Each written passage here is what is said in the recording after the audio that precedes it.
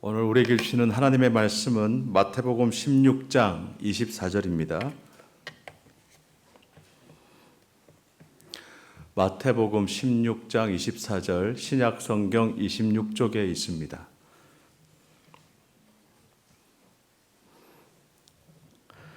다 함께 한 목소리로 읽겠습니다. 이에 예수께서 제자들에게 이르시되 누구든지 나를 따라오려거든 자기를 부인하고 자기 십자가를 지고 나를 따를 것이니라. 아멘. 우리 귀한 강사 목사님 실버 목장 2025년 1학기 종강 기념으로 모셨습니다. 근데 강사 목사님 소개하기 전에 귀한 선교사님 가정이 또 오늘 수요기도에 방문을 해주셨습니다. 우리 고신 KPM 세계 선교 70주년 기념하여 열방의 선교사님들이 많이 고국에 들어오셨는데 너무 귀하게도 향상교회 방문해 주신 권시민 선교사님 사모님과 두 아이 잠깐 한번 얼굴 한번 보여주시겠습니까? 우리 큰 박수로 환영해 주시기 바랍니다. 예, 감사합니다. 우리 권시민 선교사님 가족은 KPM 소속으로 인도네시아에서 열심히 사역 중이시고요. 우리 교회에서는 이명수 장로님 목장 그리고 청년평원의 송지은 목장에서 후원 동력하고 계십니다. 굉장히 바쁘시고 일정이 많을 텐데 향상교회 방문해 주셔서 감사드립니다. 강사로 오신 손영호 목사님을 소개합니다. 손영호 목사님은 미국 텍사스주의 어스틴의 사랑의 교회 담임 목사님으로 섬기고 계시고 최근에 목회학 박사 공부를 하시면서 귀한 논문도 쓰시고 책을 출판하셨는데요. 십자가를 본받는 삶이라는 귀한 책을 출판해 주셨습니다. 이 책은 목사님의 박사학위 논문을 우리들이 읽기 쉽도록 이렇게 아주 감동적이고 은혜 가득한 책으로 출판한 책인데 제가 부탁을 했습니다. 25년 1학기 향상교회 실버 목장 종강 기념으로 이 책을 30분으로 요약해서 귀한 은혜의 말씀 전해달라고 부탁을 했습니다. 여러분 기대되시죠? 귀한 강사 목사님 손영호 목사님 박수로 맞이하겠습니다.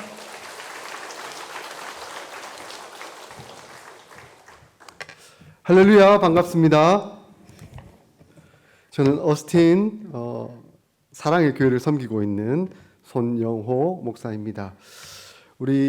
제가 이제 갑작스럽게 좀 한국을 방문하게 됐는데 이제 방문하면서 우리 김성국 목사님께 말씀을 같이 나눌 수 있는 또 좋은 기회가 있으면 어떨까요? 그래서 또 귀하게 저를 또 초청해 주셔서 너무너무 감사합니다.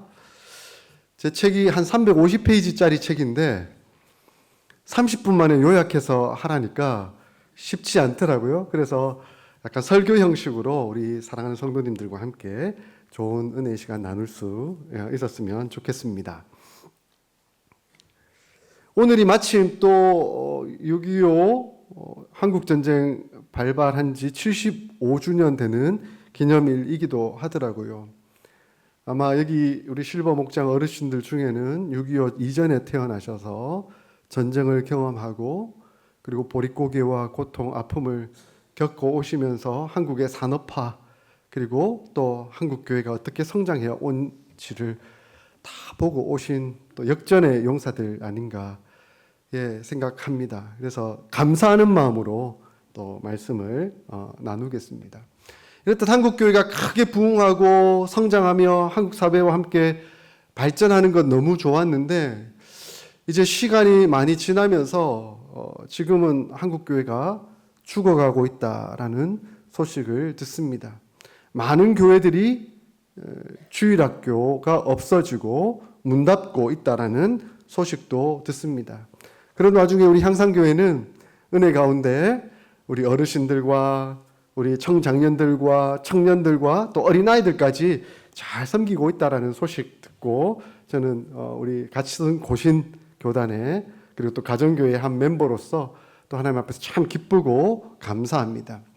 그렇지만 또 우리가 한편 더 깊이 생각하면서 어떻게 하면 더 하나님을 잘 섬길 수 있을까? 어떻게 하면 예수님을 더 닮을 수 있을까? 어떻게 하면 예수님을 더 잘 따라갈 수 있을까? 하는 고민을 하게 됩니다. 예수님께서 우리를 부르셨죠? 우리는 예수님을 따라 나섰습니다. 예수님을 따라가겠다라고 이 자리에 나왔습니다.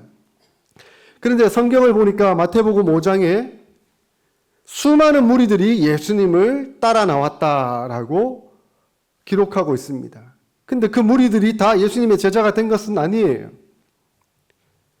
듣기만 듣고 자기 좋을 대로 평가하고 생각했던 사람들은 적당히 따르다가 오병이어의 기적, 먹을 것 주고 할 때는 좋다고 따라왔다가 자기 마음에 안 드는 그런 말씀이나 또 그런 생각이 들면 멈춰버리고 따라오지 않는 사람이 많았습니다. 그래서 예수님은 누구든지 나를 따라오려거든 자기를 부인하고 자기 십자가를 지고 나를 쫓을 것이니라 라고 말씀하고 있습니다. 수많은 사람들이 예수님 곁에 있었지만 실제 예수님을 쫓았던 사람들은 몇몇 되지 않는다 하는 것을 볼 수가 있습니다. 그것은 바로 제자도와 관련되어 있다라고 말씀드릴 수가 있습니다. 여러분은 예수님을 쫓아가고 있습니까? 우리 교회가 한 30명 정도 모이는데 제가 질문을 하면 대답을 잘 안 하세요. 그래서 훈련을 많이 시켰습니다. 아멘 이렇게. 그래서 저도 사실은 한국에서 20년 넘게 부목사를 지낼 때는 조근조근 처음에 나올 때 할렐루야 이러면서 나오는 스타일이 아니었습니다. 근데 권사님들이 할렐루야 하면서 나오라라고 얘기하셔서 제가 그렇게 나오게 됐는데 여러분 예수님을 잘 쫓고 계십니까? 아멘. 네. 우리는 예수님을 잘 쫓아가야 되는 사람입니다. 그러면 어떻게 하면 예수님을 잘 쫓아갈 수 있는가? 예수님이 이렇게 말씀하셨죠. 자기를 부인하고 자기 십자가를 지고 나를 쫓을지니라. 예수님의 제자가 된다는 것은 곧 자기를 부인하는 것과 자기 십자가를 지고 간다는 의미가 담겨져 있습니다. 자, 그러면 어떻게 이 자기를 부인하고 자기 십자가를 지고 예수님을 따라갈 수가 있을까요? 어떻게 이런 진실한 제자의 삶을 살아갈 수 있을까요? 먼저는 자기를 부인하는 삶입니다. 자기를 부인한다는 것은 곧 자기를 내려놓는 일입니다. 더 쉽게 말하면 자기 포기의 삶입니다. 여기서 내려놓는 것, 자기 포기의 의미는 자기 뜻, 자기 생각, 자기 감정, 자기의 주장을 하나님 앞에, 예수님 앞에 내려놓는 것을 말씀합니다. 여러분 사사기 잘 아시죠? 사사기 주제 구절이 21장 25절인데 이렇게 말씀합니다. 그때에는 왕이 없었으므로 자기 소견에 옳은 대로 행하였더라. 이렇게 말씀합니다. 사사기에는 참 진상들이 많이 나와요. 사사들 보면서 하나님 앞에 위대하게 쓰임을 받았다고 하는데 그들의 삶의 면면들을 보니까 그렇게 진상일 수가 없어요. 이런 진상의 삶을 살아가는 사람도 있을까? 그 시대가 바로 자기 뜻대로, 자기 마음대로, 자기 감정대로 하는 사람들이 살고 있었던 시대다라고 말씀하고 있습니다. 한마디로 말하면 그때는 왕이 없었으므로, 왕이 없기는 왜 없어요? 누가 왕이십니까? 누가 왕이십니까? 하나님이 왕이셨어요. 근데 하나님을 왕으로 인정하지 않으니까 왕이 없다라고 여긴 거죠. 그럼 누가 왕이 됩니까? 자기가 왕이 되는 거예요. 스스로 왕이 되는 거예요. 자기 소견대로, 자기가 왕되어 자기 마음대로 살려고 했다는 것입니다. 하나님을 왕으로 인정하지 않으니 자기가 왕 되었던 겁니다. 철저히 자기 중심으로 돌아가기를 원했습니다. 그 결과 그들은 약속의 땅, 샬롬의 땅, 가나안 땅에 들어갔는데 그 땅에서 샬롬을 누리지 못하고 엔샬롬 하게 되었습니다. 평안의 땅, 기쁨의 땅, 감사의 땅, 젖과 꿀이 흐르는 땅에 들어갔는데 그곳에서 평화가 없고 고통하고 아파하며 힘든 삶을 살 수밖에 없었던 것이죠. 왜? 왜 그렇습니까? 하나님이 왕 되시면, 하나님이 주관하시고 은혜 가운데 인도하시면 평화와 기쁨, 감사, 샬롬이 임할 텐데 자기가 왕 되어서 자기 마음대로 다 살려고 하니까 이곳저곳에서 충돌이 일어나고 불화가 일어나고 평화가 사라져 버린 것입니다. 여러분, 교회는 어떤 곳입니까? 교회는 하나님의 나라입니다. 하나님 나라의 공동체입니다. 이곳이 바로 평화의 장소이고 샬롬의 공동체입니다. 그런데 이 평화의 공동체, 샬롬의 장소에서 가끔 평화와 샬롬을 누리지 못하는 분들을 보기도 합니다. 왜 그런 분들이 평화, 샬롬을 누리지 못할까요? 내 뜻대로 안 되니까. 내 마음대로 안 되니까. 내가 해주기를 바라는 대로 안 돌아간다고 생각하니까 답답하고 힘든 거예요. 그러면서 점점 샬롬, 평화를 잃어버리게 됩니다. 자기 뜻대로 안 되면 무슨 병에 걸리죠? 그 흔한 섭섭병에 걸리게 됩니다. 자기 뜻대로 안 되니, 내가 왕이 안 되니 화가 나고 답답하고 섭섭하고 답답해지는 겁니다. 제가 이제 저희 교회 어스틴 사랑의 교회를 담임한 지 이제 4년 정도 되었는데요. 저는 전혀 생각하지 못하게 저희 교회 담임을 맡게 됐어요. 처음에 미국에 유학을 갔다가 한국으로 돌아올 거라고 생각하고 있는데, 이제 어스틴 지역, 제가 달라스 지역에서 유학을 하고 있는데, 어스틴 지역에서 이제 우리 고신 교회 중에 한 교회가 개척했다가 목사님이 이제 뭐 미군 군종 예비군 목사님이었는데 파병을 간다고 한 1년 정도. 그래서 그 1년 동안 누가 대신해서 설교해 줄 목사가 필요하다 이렇게 연락하다 보니까 한 3시간 거리 달라스에 고신 목사가 유학 와 있다.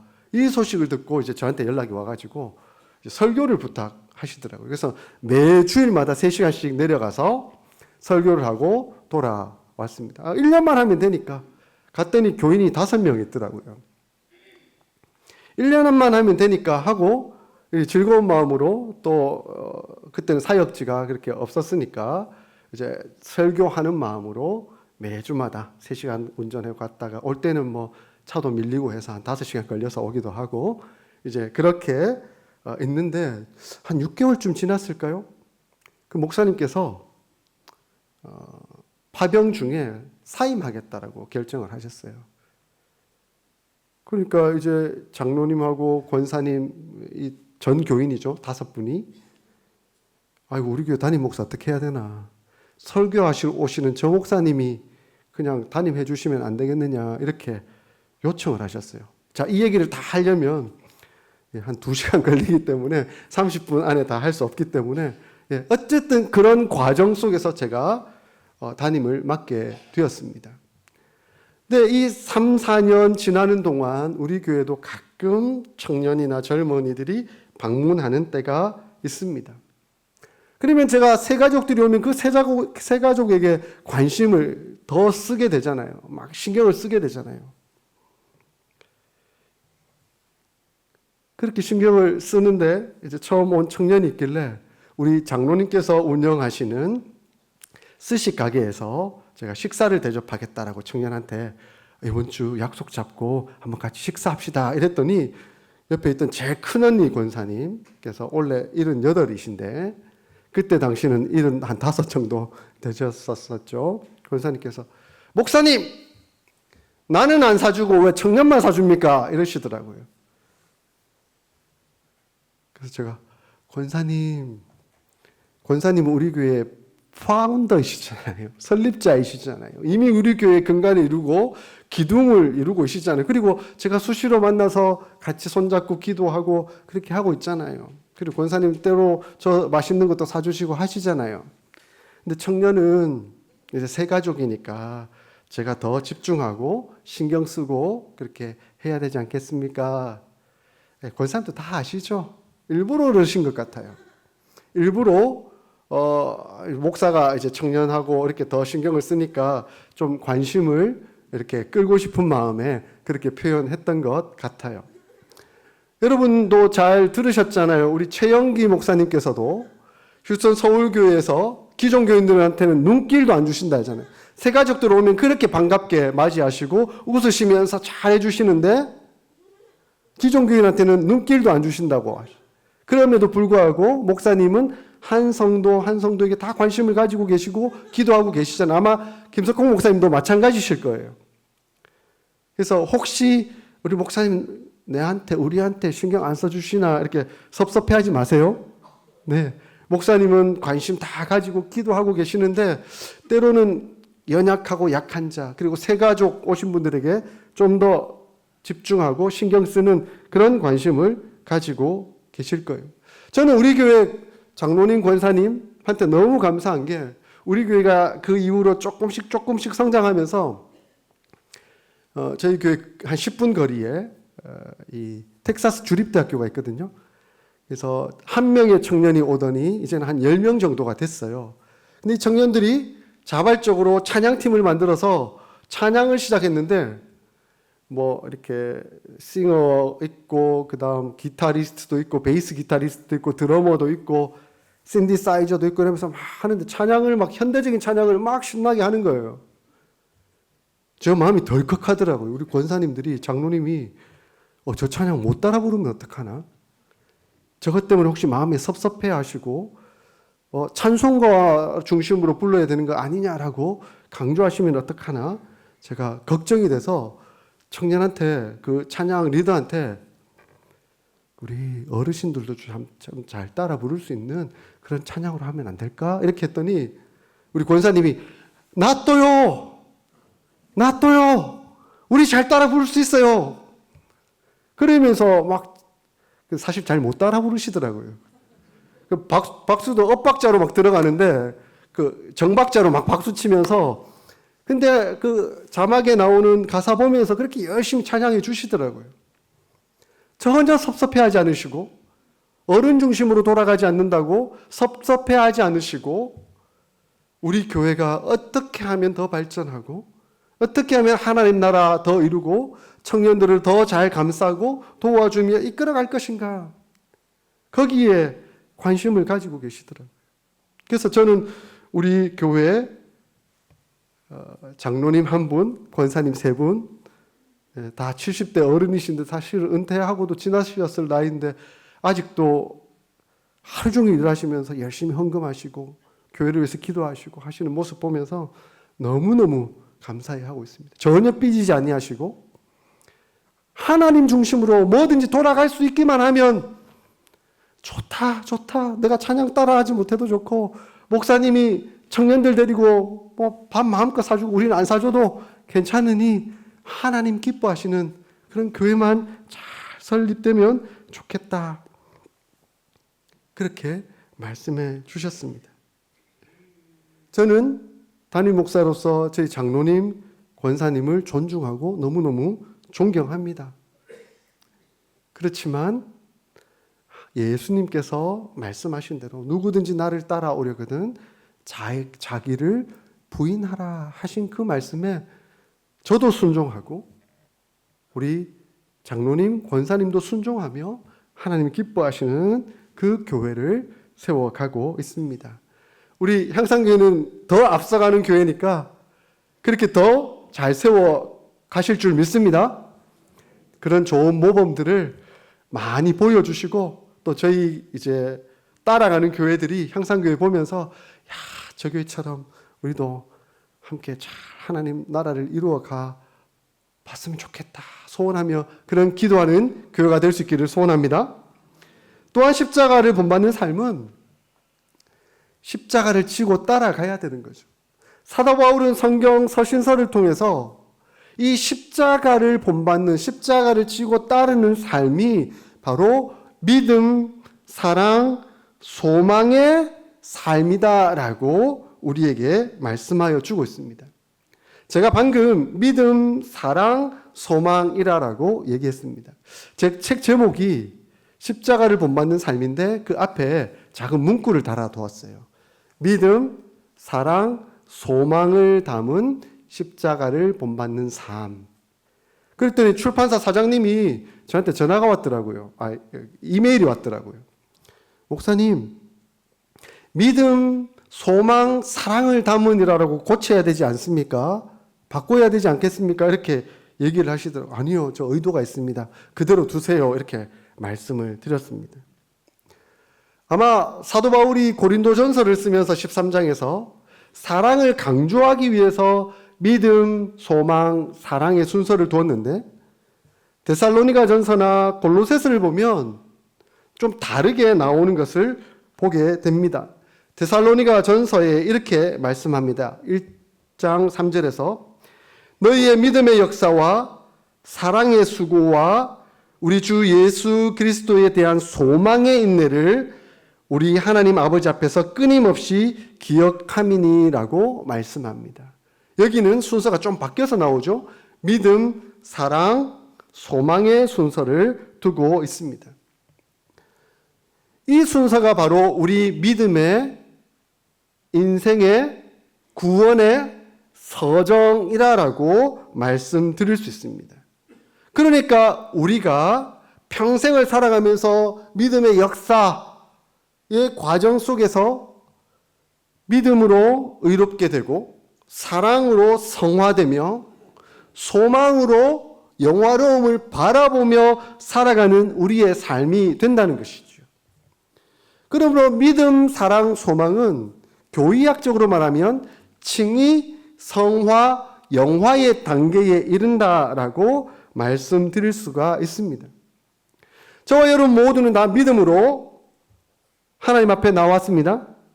믿음의 때에 하나님은 예수 그리스도의 보혈로 우리를 구원하시고 그 덮으신 보혈을 보시고 우리를 의롭다고 인정해 주시며 하나님의 자녀가 되는 권세를 주셨습니다. 그리고 그 믿음으로 우리로 하여금 성삼위 하나님과 사귀며 살도록 인도하신 것이죠. 이러한 우리가 믿음으로 나아왔다고 한다면 이 믿음으로 끝나는 것이 아니라 의롭다고 인침을 받은 그것으로 끝나는 것이 아니라 이제는 성화의 과정으로 이어지게 되어 있습니다. 더 성숙하는 거죠. 더 예수님을 닮아가는 거죠. 그런데 어떻게 예수님을 닮아갑니까? 더 어떻게 성숙하게 됩니까? 무엇으로요? 사랑으로. 사랑하면 할수록 예수님을 닮아가게 되고 사랑하면 할수록 더 성화의 과정이 된다는 것입니다. 제가 논문을 쓰면서 훌륭하신 이제 신학 박사 그 목사님 이제 교수님들의 책들을 읽어보는데 참 와닿던 교수님 한 분이 존 바클레이라는 교수님이 있습니다. 그분이 쓴 책이 바울과 선물이라는 책인데 이 책에서 아주 중요한 내용을 말씀하고 있습니다. 하나님께서 왜 우리에게 구원을 선물로 주셨는가 하는 겁니다. 선물은 거저 주신 거죠. 자격 없는 우리에게 무조건 주신 것이죠. 우리가 받을 수 있는 어떤 자격, 어떤 능력, 어떤 모양, 어떤 공로도 없기 때문에 하나님은 가장 가치 있는 그것을 가장 가치 없는 우리에게 거저 주셨어요. 무조건적으로 주신 거죠. 그러므로 하나님의 은혜입니다.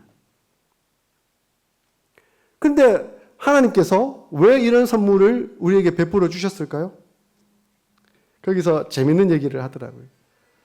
하나님이 우리에게 베풀어 주신 선물은 산타클로스적인 선물이 아니라는 거예요.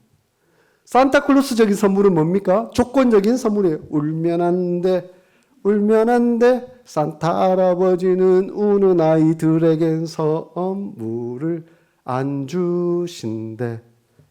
착해야만 선물 줘요. 울면 선물 안 줘요.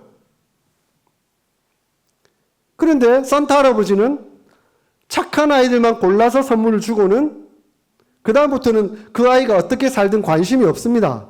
선물 주고 끝 하고 가버립니다.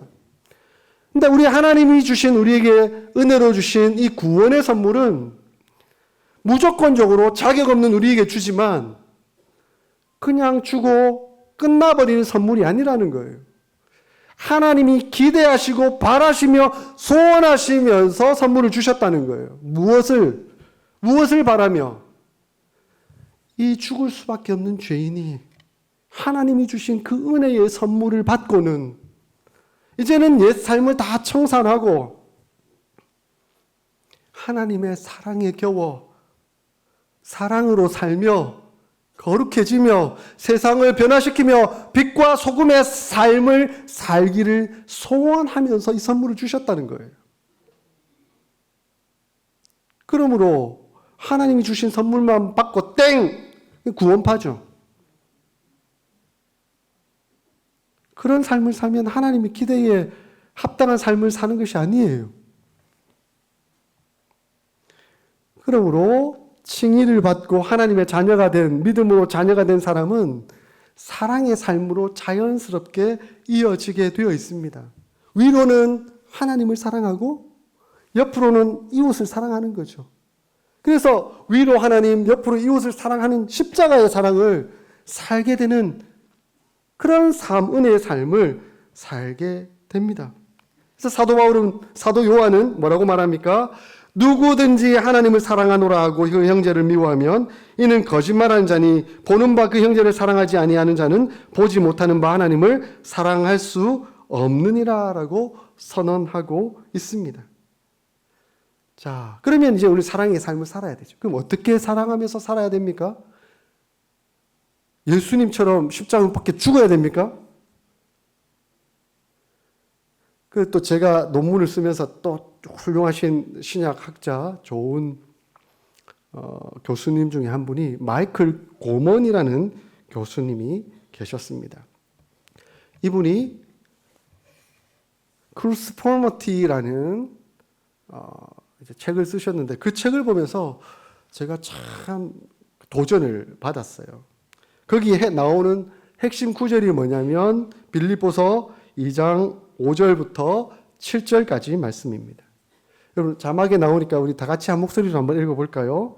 시작. 너희 안에 이 마음을 품으라. 곧 그리스도 예수의 마음이니 그는 근본 하나님의 본체시나 하나님과 동등됨을 취할 것으로 여기지 아니하시고 오히려 자기를 비워 종의 형체를 가지사 사람들과 같이 되셨고. 여기에 사랑의 원리가 담겨져 있다라고 설명하고 있더라고요. 저는 이걸 보면서 예수님이 우리를 위해 죽어주셨구나라고 생각했는데 이것이 아니라 너희는 이 마음을 품으라 곧 그리스도 예수의 마음이니 하고는 예수님이 어떠한 태도를 취하셨는지 하는 것을 기억하고 너희들도 그러한 태도를 취하라라고 말씀하고 있다는 겁니다. 너희 안에 이 마음을 품으라라고 하는 이 문장이 영어 성경으로는 same attitude as Jesus Christ입니다. 마음이라고 우리 단어로 써져 있지만 영어로는 태도라라고 표현하고 있습니다. 예수님과 같은 태도를 취하라 하는 겁니다. 예수님은 하나님이십니다. 그런데 어떤 태도를 취하셨죠? 하나님과 동등됨을 취할 것으로 여기지 아니하시고 도리어 자기를 낮추사 인간의 몸을 입고 오셔서 죽기까지 복종하심으로 십자가에 못 박혀 죽으셨다. 이것이 예수님의 태도이다라고 설명하고 있습니다. 그러면 우리가 삶을 살아가면서 사랑하기 위해서는 이러한 태도를 취하라라고 얘기합니다. 그래서 마이클 고먼이라는 교수가 외우기 쉽도록 이걸 약간 수학 공식처럼 이렇게 만들었더라고요. X이지만 Y 하지 아니하고 도리어 Z 했다. X이지만 그는 근본 하나님이시지만 Y 하지 아니하고 하나님과 동등됨을 취할 것으로 여기지 아니하시고 도리어 자기를 낮추사 하나님께 순종하고 십자가에 못 박혀 죽으셨다. 이렇게 말씀하고 있습니다. 저는 이 본문을 보면서 어떻게 해야 되나? 나도 이러한 태도를 좀 취하고 한번 살고 싶은데 하는 그 마음이 생겼습니다. 근데 이게 어디 멀리 있지 않더라고요. 제가 이제 한국에 살 때 저는 3명의 여자와 살고 있거든요. 저희 아내와 2딸과 살고 있는데 제가 미국에 넘어갈 당시 큰 딸은 고3이었고 작은 딸은 중3이었습니다. 이제 미국에 딱 가서 학교 기숙사에 들어갔는데 이제 2딸이 미국 고등학교를 다니는데 아이고 미국 고등학교는 얼마나 학교를 일찍 마치는지 3시만 되면 학교 마치고 4시 되면 애들이 다 집에 와요. 학원도 안 가요. 그러니까 늘 아빠랑 같이 있는 거야. 한국에 있을 때는 저는 저대로 바쁘고 저희 딸은 딸대로 바빴거든요. 학교 하루 종일 가고 주말에는 제가 더 바쁘고 학원 가 있다가 저는 새벽기도 가야 되니까 일찍 자고 있는 중에 딸은 오고 만날 일이 없었는데 미국 가니까 얼마나 자주 만나는지 사사건건 부딪히고 시비가 생기는 거예요. 특히 큰딸.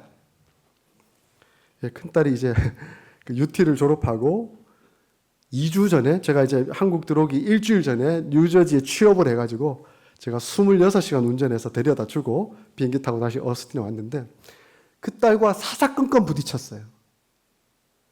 근데 그 마음에 제 마음에 어떤 마음이 드냐면 어디 감히 아빠한테 내가 아빠인데 그리고 살짝 더 붙여서 난 목사인데 내가 가르치고 아빠의 권위로 너를 지도하고 너는 따라야 될 것 아니야. 이런 태도로 이런 마음으로 사사건건 접근하니까 딸이 와 아빠 너무하다. 아빠 왜 아빠는 아빠 마음대로 해? 우리 집이 아빠 거야? 왜 아빠 혼자 그래서 중간에 우리 집 사람이 죽어나는 거예요. 저는 또 우리 집 사람 불러다가 우리 큰딸 이름이 예현인데 예현 이렇게 해야 될 거 아니야? 그 또 얘기하고 우리 아빠는 아빠 마음대로 하잖아. 이러면서 또 중재한다고 우리 집사람 고생하고 그 논문을 쓰다가 이게 저한테 딱 마음에 와닿더라고요. 내가 아빠인데 내가 목사인데 이렇게 주장하는 순간 사랑은 사라지는구나. 사랑은 없어지는구나. 그렇게 깨닫게 됐습니다. 나는 아빠지만 아빠의 권세를 내세우지 아니하고 도리어 낮아져서 딸의 위치가 되고 딸의 마음을 헤아리며 딸을 도와주고 딸과 함께하는 그런 생활을 해야 되겠다 하는 마음 물론 쉽지 않았죠. 그렇지만 하나님의 말씀에 순종해서 한번 해보겠다라고 한 걸음 한 걸음 갔더니 사이가 엄청 좋아진 거예요. 제가 하나님 말씀에 순종했더니 이 말씀에 순종했더니 딸과 저의 관계가 너무 좋아졌어요. 그래서 제가 어깨에 힘이 좀 들어가가지고 제 집사람 보고 여보 나 많이 변화됐지? 좋아졌지? 그러니까 제 집사람이 너무 행복하대요. 관계가 잘 회복돼서 너무 행복하대요. 그래서 제가 이쯤 되면 나도 이제 괜찮지 않나? 이랬더니 아직 멀었어 이러더라고요. 예, 평생에 가야 할 길이죠. 사랑의 삶은 평생에 가야 할 길이죠. 근데 이 사랑이 쉽나요? 쉽지 않죠? 예, 그래서 여러분 예수님은 원수라도 사랑하라고 하셨는데 쉽지 않거든요. 순간순간 욱하고 올라옵니다. 으이구 저거 내가 이런 마음이 생길 때가 너무 많습니다. 어렵습니다. 갑갑하고 힘듭니다. 때로는 좌절하고 포기하고 싶기도 합니다. 그런데 하나님은 우리의 성정을 아십니다. 하나님은 우리를 아십니다. 그래서 이 사랑을 할 수 있는 힘으로 무엇을 주셨냐면 소망을 주셨습니다. 그 소망을 바라보면서 인내하면서 사랑할 수 있는 힘을 우리에게 주신 것이죠. 그러므로 그리스도인에게 능력이 뭔지 아세요? 그리스도인에게 능력은 사랑할 수 있는 능력이에요. 그리고 그 사랑할 수 있는 힘은 소망으로부터 옵니다. 사도 바울은 이렇게 말씀합니다. 현재의 고난은 장차 나타날 영광과 좋게 비교할 수 없도다. 현재의 사랑으로, 진실함으로 인내하며 그렇게 살아가면 하나님은 소망으로 우리를 이끄시고 장차 영화로움에 들어가도록 역사하실 것이다 라고 말씀하고 있습니다. 그러므로 십자가에 못 박혀 한번 죽어 보십시오. 그러면 하나님이 살리십니다. 그리고 하나님이 높이 들려 올리셔서 하나님 우편에 두십니다. 우리가 높아지려고 하면 높아지지 않습니다. 그러나 우리가 죽고 십자가의 삶을 살아가면 하나님이 우리를 살리시고 하나님이 우리를 높여 주십니다. 그러므로 사랑의 삶을 살아봅시다. 소망을 품고 인내하며 버티며 사랑하며 살아가 봅시다. 사랑하는 성도 여러분, 하나님은 오늘도 말씀하고 계십니다. 믿음, 사랑, 소망의 십자가의 삶을 살아가라. 쉽지 않겠지만 성령 하나님께서 역사하심을 믿고 소망하면서 한 걸음 한 걸음 따라가 보라라고 말씀합니다. 그래서 어떤 행동을 하든지 어떤 태도를 취하든지 하나님 편에 서십시오. 십자의 길을 따라가 보십시오. 나의 유익과 만족은 다 내려놓으시고 어떤 결정이든 하나님 편에 서는 결정, 하나님의 공의, 하나님의 사랑을 따르는 결정, 십자가를 지는 그런 삶을 살아갈 수 있기를 소원합니다. 마지막으로 제가 권면을 드리면서 말씀을 마치려고 합니다. 독일의 신학자이자 순교자이신 디트리트 본헤퍼 목사님이 나를 따르라라는 책을 쓰셨습니다. 그 책에서 이렇게 말씀합니다. 예수님이 우리를 부르실 때는 죽으라고 부르신다. 이렇게 말씀했습니다. 이 말씀에 따라서 혹자는 모든 사람들은 다 십자가 앞에 나오게 되어 있는데 이 십자가 앞에서 선택할 수 있는 길은 두 가지밖에 없다. 하나는 그 십자가에 올라가 못 박혀 죽든지 다른 하나는 그 십자가에서 도망가 버리든지 두 가지 길밖에 없다. 그런데 오늘날 수많은 그리스도인들은 그 십자가 앞에서 올라가 못 박혀 죽지도 못하고 도망가지도 못하고 계속 그 앞에서 얼쩡얼쩡거리고 있는 것 아닌가. 우리의 모습이 혹시 그렇지는 않을까요? 예수님은 말씀합니다. 나와 함께 죽자. 십자가에 올라와 죽으라. 그러면 하나님이 살려주신다라고 말씀합니다. 내가 그리스도와 함께 십자가에 못 박혔나니 그런즉 이제는 내가 사는 것이 아니요 오직 내 안에 그리스도께서 사시는 것이라. 이제 내가 육체 가운데 사는 것은 나를 사랑하사 나를 위하여 자기 자신을 버리신 하나님의 아들을 믿는 믿음 안에서 사는 것이라. 사도 바울은 이렇게 고백합니다. 형제들아, 내가 그리스도 예수 우리 주 안에서 가진 바 너희에게 나의 자랑을 두고 단언하노니 나는 날마다 죽노라. 나는 날마다 죽노라. 이 삶이 믿음, 사랑, 소망의 삶이고 바로 십자가를 지는 삶입니다. 이렇게 자신을 부인하고 십자가를 지며 하나님의 영광스러운 소망하면서 교회를 세워나가는 저와 여러분들이 다 될 수 있기를 주의 이름으로 축원합니다.